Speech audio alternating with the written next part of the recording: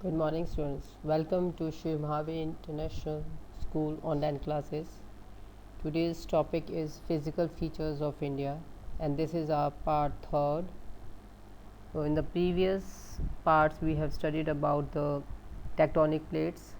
In the second part, we were having mountain ranges and the plains of India. Now, in this part, we are going to study about plateau area, desert area, coastal plains, and the island group of India. Now, the first topic is the Peninsular Plateau. As we have studied earlier, that the Peninsular Plateau is a tableland that is composed of old crystalline, igneous, and metamorphic rocks. It was formed due to the breaking up of and drifting of the Gondwana land, which was the oldest landmass of the earth. So, Peninsular Plateau, it is a part of a Gondwana land which has drifted towards the Eurasian plate, and so in India it is the oldest landform.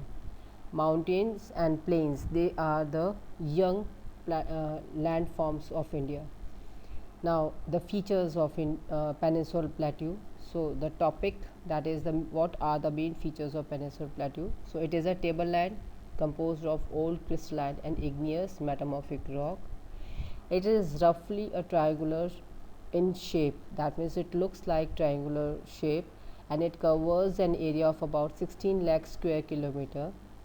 This region of Peninsular Plateau, it is located to the south of the Gangetic Plains, that is Ganga Plain or the northern plains.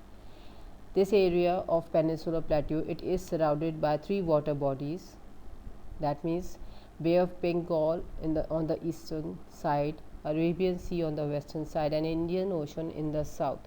So that is why it almost gave a shape of a triangular. Now most of the rivers of the Peninsular Plateaus, they are flowing from west to east, and it indicates the slope. That means the flow of the river, it is moving, mainly the rivers, why they are moving from west to east, because of the slope. That means the slant that is existing in the peninsular area, except river Nabda and Tapi, because they are flowing above the slope, and that is why they are flowing from east to west. Nabda and Tapi, they are existing in a rift, that means they are in a rift that is a lower area, and that rift was caused by the divergent boundary. That means when the movement of the Gondwana land was there, the rift was being formed, and in that rift the Nabda and Tapi river is flowing, and they are flowing from east to west.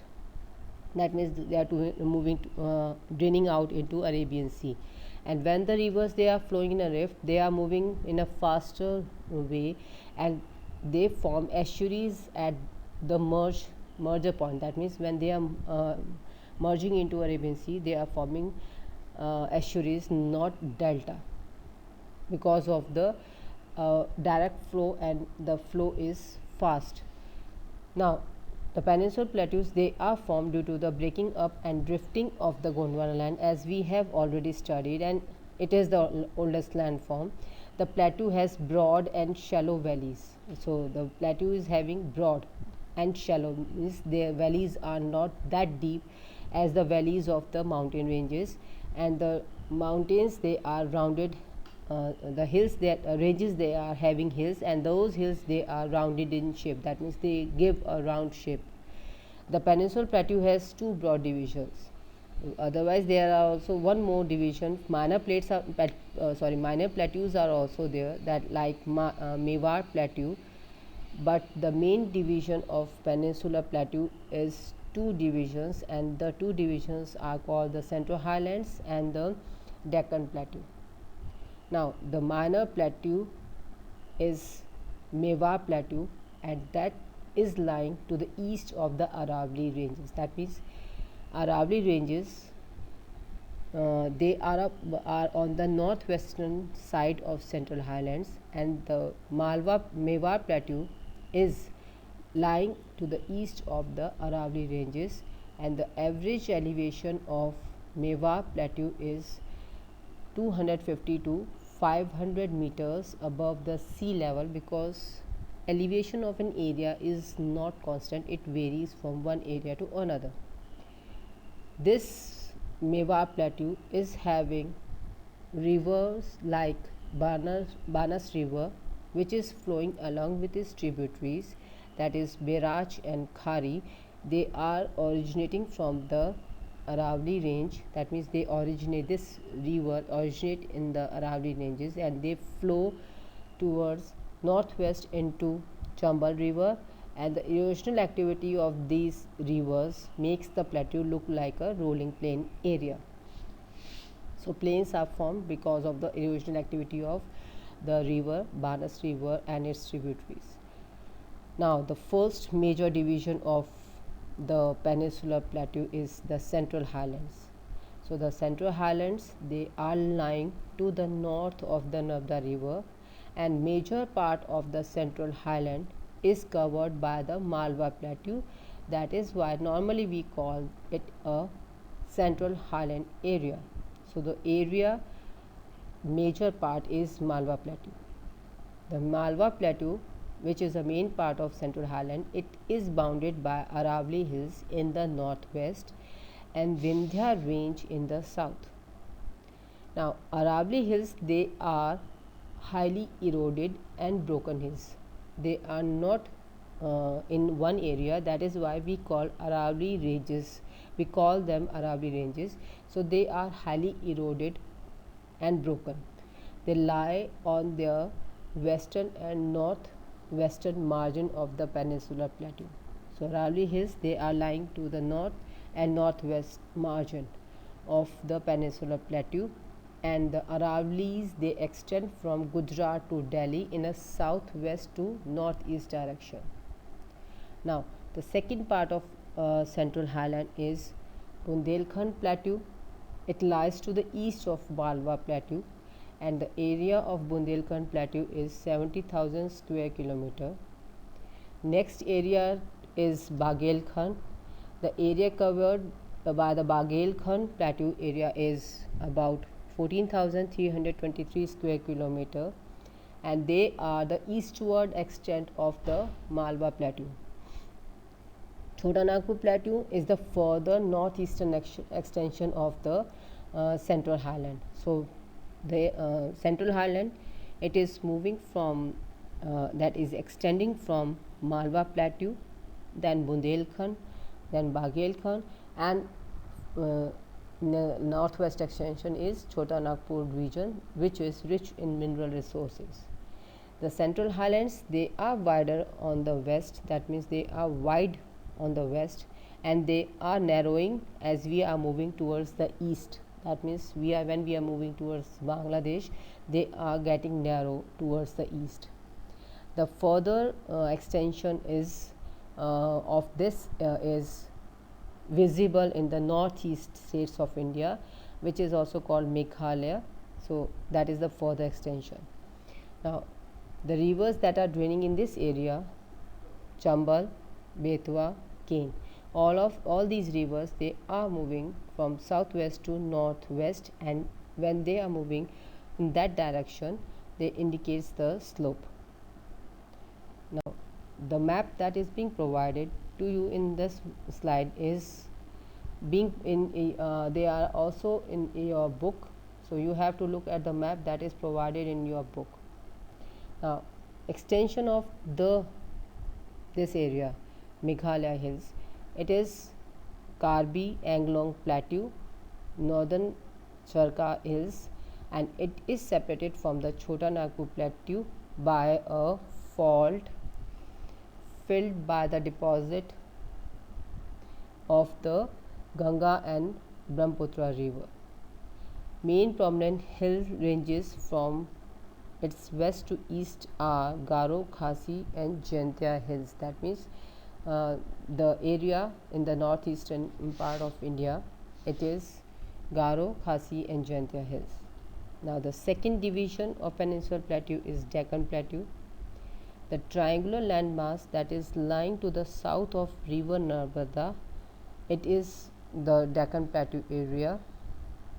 The broad base of the Satpura range forms its north, while the Mahadev Hills, Camo Hills and Maikal range hills, they forms its eastern extension. That means These ranges of the hill ranges, they are covering the Deccan Plateau in the north. So the Deccan Plateau, it is higher in the west and it slopes gently towards eastward. That means the slope is quite gentle. The height of the Deccan Plateau, it varies from 300 to 900 meters above the sea level.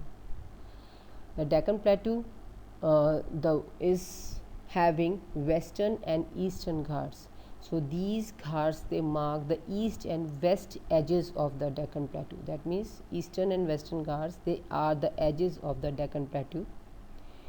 Western Ghats, which is also called Sahyadri Range, it lies parallel to the western coast of India. The western Ghats, they are higher than the eastern Ghats. The average elevation of the western Ghat is 900 to 1600 meters as against the 600 meters of the eastern Ghat.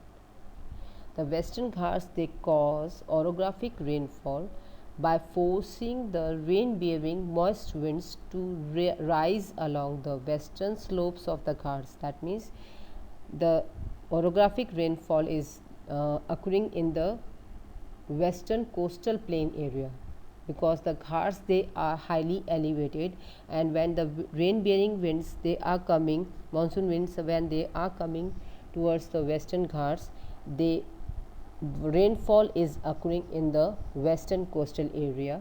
So this stops the continuous Ghats, this stops the rain bearing winds, and that is why this area is having more rainfall as compared to the eastern coastal plains area. Now the height of the western Ghats, it increases from north to south. They are continuous and they can be crossed only through passes. The Ghats, that is the Tal Ghat, the Bhor Ghat, they are lying to the east of the Mumbai, and Pal Ghat, it lies in the south of the Nilgiri Hills. Northwest part of the Deccan Plateau is Maharashtra, parts of Gujarat, and some part of Madhya Pradesh. It is formed by the volcanic rocks, and that is why this area is known as Deccan Trap, because it was formed by the lava that was flowing there. The eastern Ghats, that is Malayadri, that eastern edge of the Deccan Plateau, is formed by the hills which are low and discontinuous. So western Ghats, they were continuous and they could be passed through the passes, but the eastern Ghats, they are lower. That means they are not of that much height, as we have said that it is about 600 meters, and they are discontinuous also. That means there are gaps in the western Ghats, and because of that gaps, the rivers are flowing from the eastern Ghats and merging into Bay of Bengal.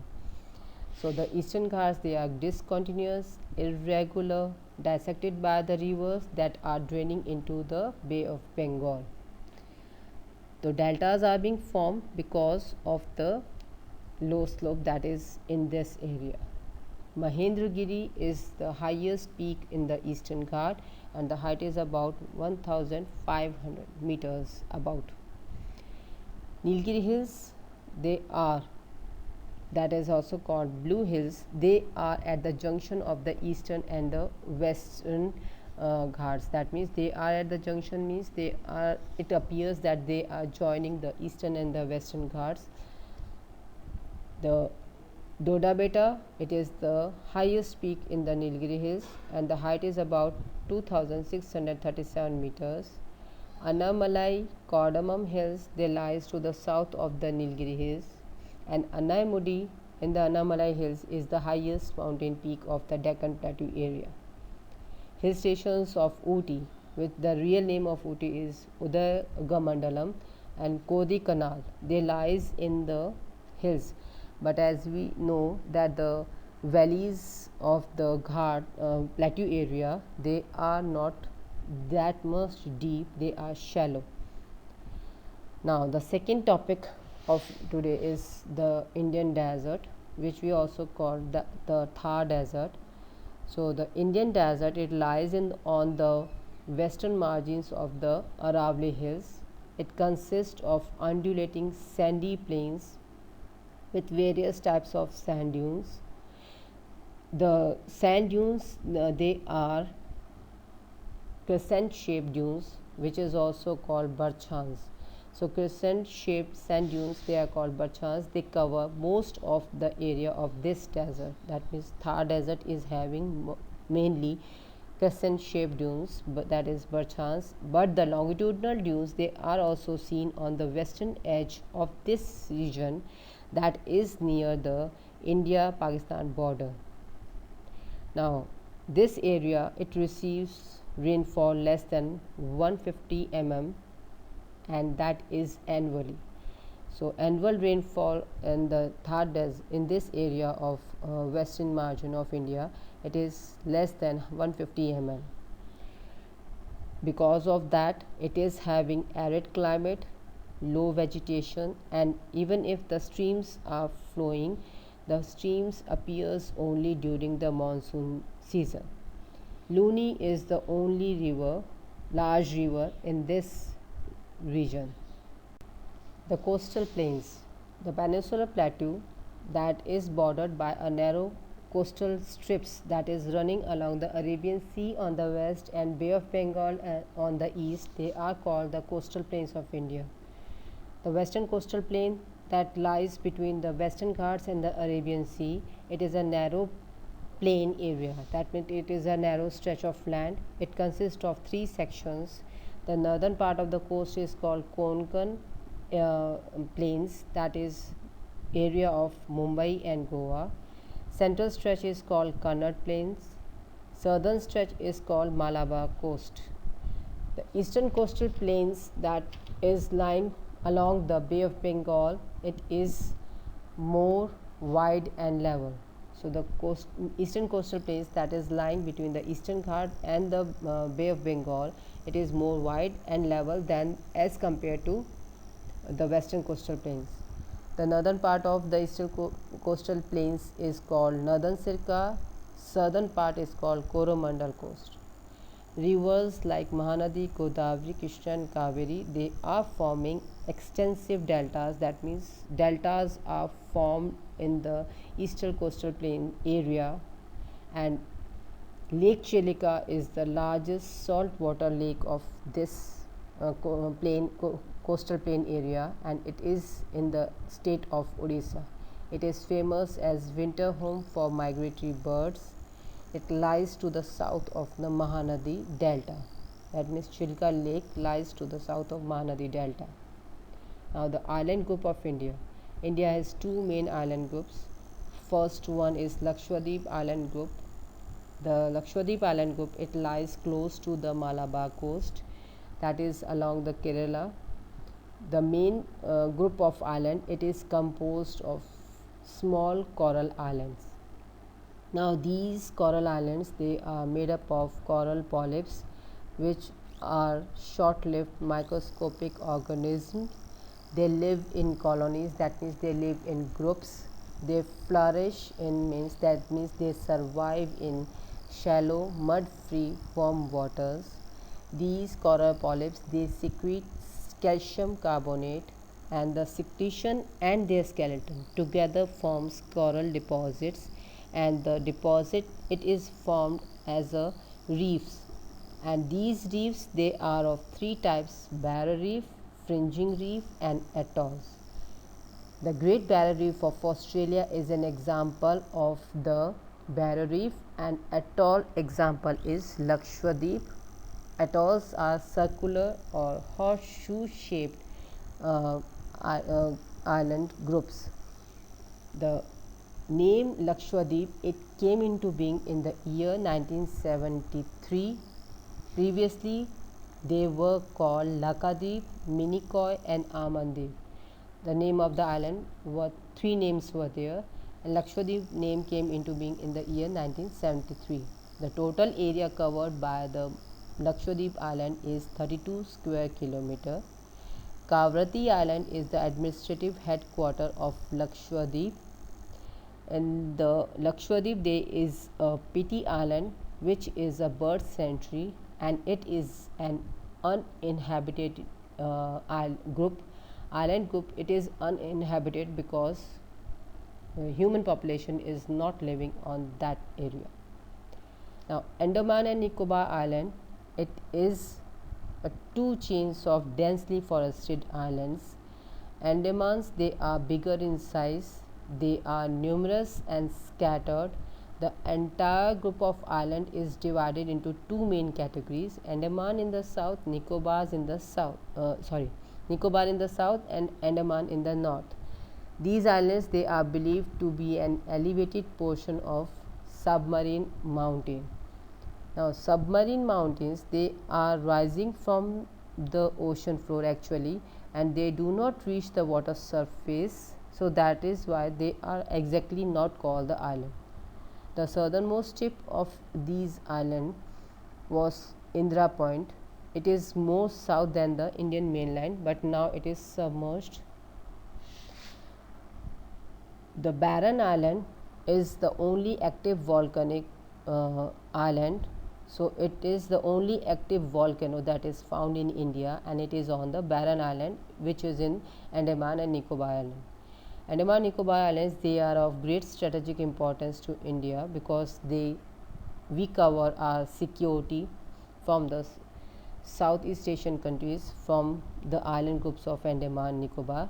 They lie close to the equator. That is why this area, it experiences equatorial climate and thick forest cover is there. Now, beside all those features, the diverse physical features of the land has immense future possibilities for the development of India.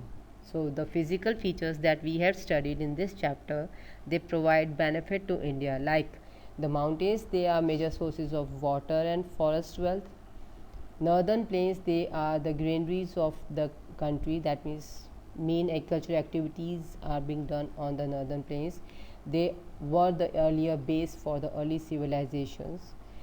Plateau, they are a main storehouse of the mineral resource, and they have helped in the industrialization, where industrialization totally depend upon the resources that are found in this area. Coastal regions, island groups, they provide sites for visit, for fishing, port related activities, and trading with other countries. So, the coastal area, the long coastal area of India, it provides benefit of trade with neighboring countries. Indian landmass, it shows a physical contrast. So, if we look at the complete chapter, we had studied that the peninsular plateau in the south is a very old landmass. It is a part of an old landmass which was about 65 million years old.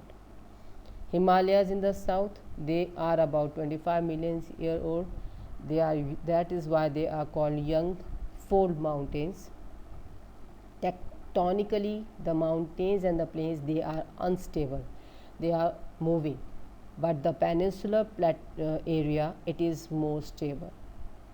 Weathering forces have made the contrast between the different physical features more sharper. The differences are more visible. Himalayas, they are composed of sedimentary and metamorphic rocks. The northern plains, they are made up of deposition that is being made by the rivers. That is, alluvial soil is deposit. Peninsular part is made up of igneous and metamorphic rocks. Himalayas, they are high mountain peaks are there, steep sided valleys are there. The Deccan Plateau has gently rising ranges and wide valleys. So, valleys, they are wider in Deccan area as compared to the Himalayan area. Thank you, students.